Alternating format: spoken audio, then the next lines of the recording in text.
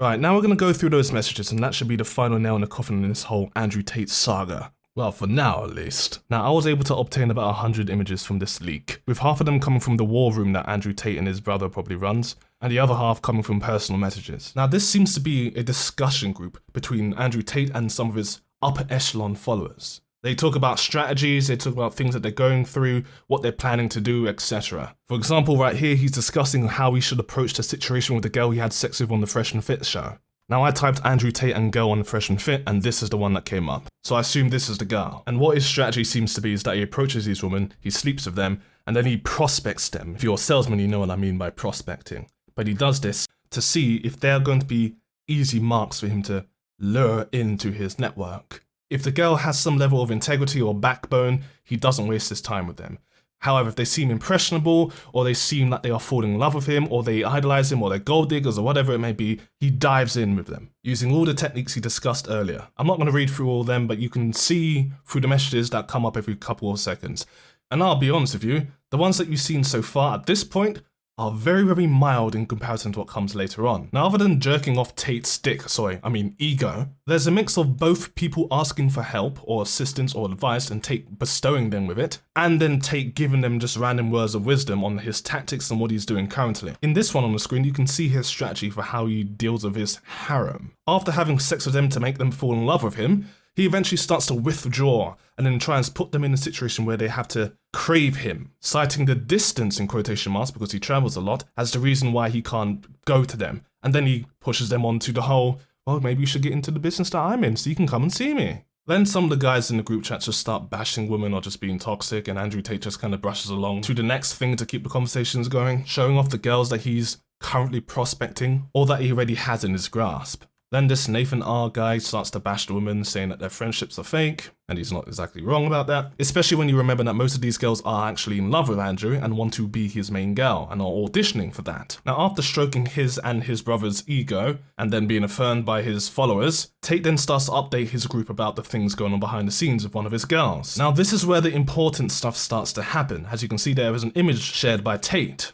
Now, I imagine this is referring to those two girls before that he was talking about with his group.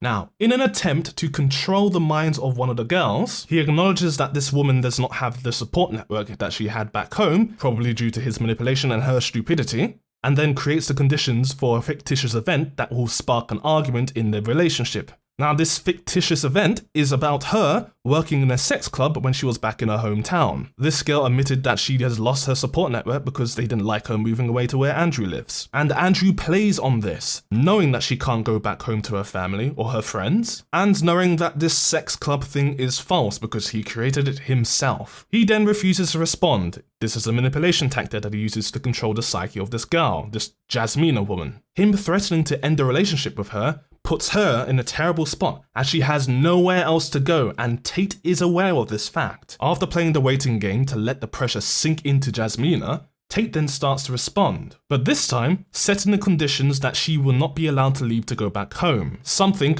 both Andrew Tate and Jasmina wants. But this time on Andrew Tate's terms, as he is now the one with the upper hand in the relationship, which now makes Andrew Tate her only support network. Do you see the manipulation tactic? Do you see how he played her right into his hands with just one lie that could easily be believed as a fact based on her background back home? But then he does something so intelligent yet so devious. He tells her that she's not allowed to leave the house in Bucharest without either him or Georgiana. And this is why I didn't bring up Georgiana earlier in the video. I was saving her for this. Georgiana is Andrew Tate's bottom bitch, the main girl in this situation. She is the Ghislaine Maxwell of this situation. Okay? I hope that makes sense to you. Georgiana is ex-police. She's the one who handles the girls and all the affairs there that Andrew Tate can't handle as the man in the situation, giving a fake aura of security in the minds of the young girls that are being taken advantage of. Because, you know, girl power, girls stick together, woo! At the top of this one, you can see that Andrew Tate is trying to use women's tactics against women. Very smart, I guess, because in this update to the group chat, he mentions that his prospect for Cam Girl just got more prospecty. And then he makes a game out of it because, you know, gotta have games in the chat, lads. Games night, oi oi. The Jasmina girl then sent this massive essay, and this plays right into Tate's hands, as this is what he intended to happen. This God-fearing young woman, who gave her entire life away for a guy, instead of, you know, God, dedicates herself to Andrew Tate with these 4 points. Point 1 being that she's never sent lewd images to anyone. Point 2 meaning that she'll never do video chats or OnlyFans because her body is intimate and only her husband will be able to see and touch. I mean, we know what Andrew Tate's doing. We'll see how long that lasts. Point 3, that she expects love to be both ways. Well, we know that's not going to happen. And point 4, she doesn't want to be abused. Very moral, very respectful. I doubt anything's going to go her way, but she has no idea yet because she's been manipulated. Back in the war room, we then see Andrew Tate telling his people about how he's playing the game on legendary difficulty, all skulls on, and then we see probably one of the most nefarious comments in this entire war room. Mac J says, yeah, that isolation is critical, proving that this entire war room is a collection of lessons for Andrew Tate to teach his followers how to manipulate, play, use, gaslight, and traffic these young girls. And my god, this is a slippery slope. It then gets even more nefarious, this time with Tate leading the charge. Tate says, close, I'm going to add a layer of separation. We'll use Gio as the BB, bottom bitch, and pretend I don't care either way so she can't attack me for tricking her. Gio is that Georgiana girl I mentioned earlier, Andrew Tate's main girl, so she is aware of everything and knows what she's doing, as well as what Andrew Tate is doing. What's interesting here is that the girl apparently is aware, through her friends who she probably doesn't trust anymore, that Tate only wants her for Cam, and for some reason, still thinks this is a good idea. It makes no goddamn sense. Maybe the girl's dumb, maybe she's gullible, maybe she's just head over heels, or she's a gold digger. I don't know. Probably not the last one. But she's in this trap, she's been warned, and she goes in head first. And Andrew Tate uses that manufactured incident with the sex club to his advantage. Now Andrew does a lesson time with his students in his war room, where he then tries to lay out what his strategy is going to be and has them answer. They will then give all their messages while also stroking his ego again. I've noticed that this is a recurring theme here. It's like I'm watching an old American film with the stereotype of the school bully and his followers.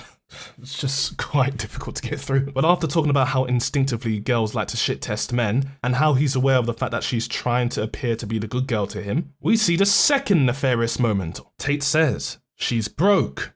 She can't go home. She can't leave the house. Man, I almost sound evil, but I'm not.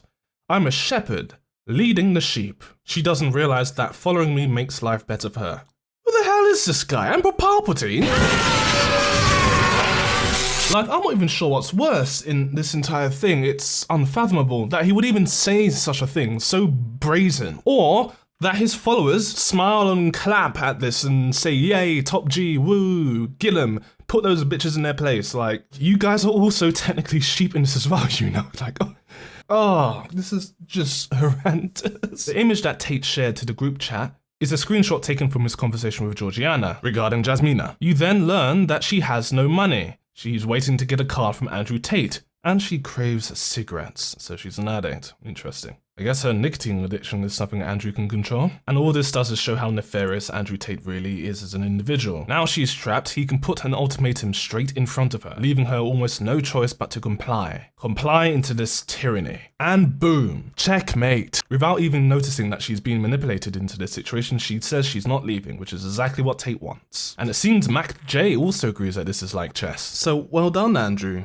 I'm sure your father would be proud. Now, knowing that Jasmina does not want to actually contact her parents, he uses this as a way to try and sleaze money to her, which, under the guise of not actually wanting to give it to her, allows the bartering to go into play. He will give her money if she says that she trusts him. This will both allow for him to control her and for her to be dependent on him. When she doesn't do that, he goes all loverboy on her and says that he will take care of her. He blatantly lies to her here, as most of his money, well, it came from other girls now, didn't it? And she eats this up, and he brags about it. She then goes on about how she needs to buy a new phone and how she needs to get new makeup. While crying, Andrew Tate laughs about this to make the mood more lighthearted, and then we go back to the war room. Tate and his lackeys are now planning to find a way to manipulate her into doing Cam. Now, I don't have the bubbly one here to translate Chinese for me, so I'm going to assume this is an Oriental sounding name. I'm just going to call it that for now. Oriental name lays out a tactic for Tate to manipulate the girl. Tate affirms that and then follows up with Cam is the only way that she can be loyal to me, using her good woman speech against her. After believing that the girl's trying to avoid the subject, Tate decides to play his next trick, using Georgiana to stem a new conversation. This will make it look like Georgiana is the one that wants the girl to do cam, not Andrew, giving Tate plausible deniability. Tate then plans to use the fact that he's wealthy as a tool to make her plead that she's not a gold digger, and this will allow her to then prove his loyalty to him, something he wants. When things don't go to plan, Georgiana will then create a scenario where it looks like that the girl's going to get kicked out. And then this meticulous plan can then allow Andrew Tate to then swoop in and save the day, making her more loyal and making her fall into his grasp. But under this false premise of security that will be provided by Andrew.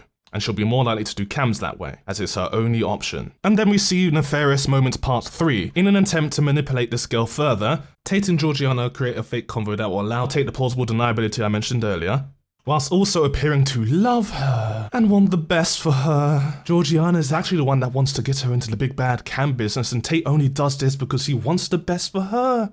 Love is in the air. He then screenshots the fake convo and then shows that to Jasmina, saying, "Don't tell her I showed this." And then he shows this to the guys in the war room. And here we see Andrew make an offer to his followers to do this for every girl in future. Meaning that every girl barring Georgiana was likely manipulated with the same tactic. Jasmina, who is a hard mark for him, sets up a trap that he doesn't know how to answer, which is quite hilarious. But he uses this for another lesson time with the lads. He asks what they would do in this situation. After some time, Andrew reveals that the girl passed the test, meaning that the manipulation tactic worked. Later on, we then see text messages from Andrew Tate in the group chat. Tate uses this information to then affirm him, and I'm assuming the rest of his group chat's toxicity towards women, citing this as typical female behavior. Jasmina, the girl from before who got manipulated, stole money from one of the other girls that Tate duped. Tate then explains his strategy and how he's going to handle this situation. By now, I'm sure you've realized that every single event that happens of this level is an opportunity for Tate to gain more power over the girls. Which leads us to Nefarious Moments Part 4. In an attempt to play into one of his girls' desperation kinks, and to stroke his ego, because of course,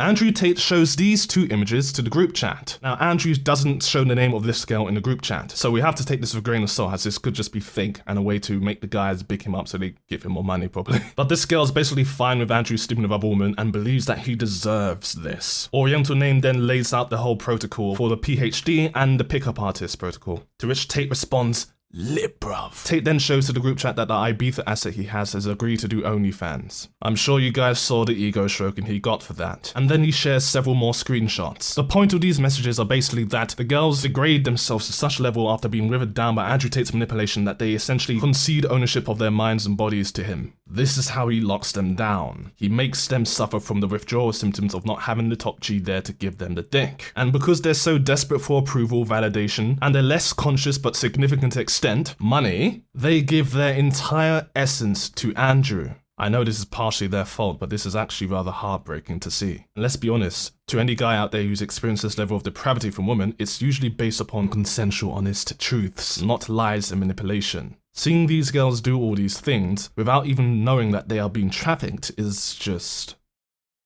it's just heartbreaking, to be quite honest. Tristian, and I assume this is Andrew Tate's brother, exposes himself as doing exactly the same thing that Andrew does. But his point on doing this is to basically explain that he must remain on good terms with the girls in his network, saying that only small-minded guys get mad at their hoes. Tate then explains that he needs to see the Ibiza asset, but doesn't want her posting on Instagram because that will upset the other girls. Wow, who would have thought? It's hard to condition girls when it's all based on lies, isn't it? But he tries to do it anyway, and he succeeds. Phones off, no random Insta stories, no selfies or looking like you're recording. And she doesn't suspect a thing because she's so deluded. But at the end of the day, Tate will do it because he gets what he needs, he gets the security he needs to keep this operation under wraps, and he doesn't create any controversy with some of the other girls in this network. And this allows him to go out there into the world and play the role of the normal, wholesome top G that he tries to portray himself to be, especially as of recently. And whilst giving the girls little crumbs of attention, he can go out and have his meetings that the girls don't actually know anything about, like meeting this Sebastian fellow, who's probably not actually called Sebastian, is probably something nefarious or illegal or a business deal or an interview, but most likely just him sleeping with one of the other girls. Something like that. But because of how meticulously Andrew Tate set this entire thing up, manufacturing fear from the outside forces that might be trying to harm him or her due to the work he probably implies he does, the girls end up locking themselves down, so Andrew Tate doesn't actually have to do any of it himself, covering all of his bases so that no one finds out that he's actually trafficking the girls, including the girls themselves. And that was the last of all the messages from the leak. Judas Priest.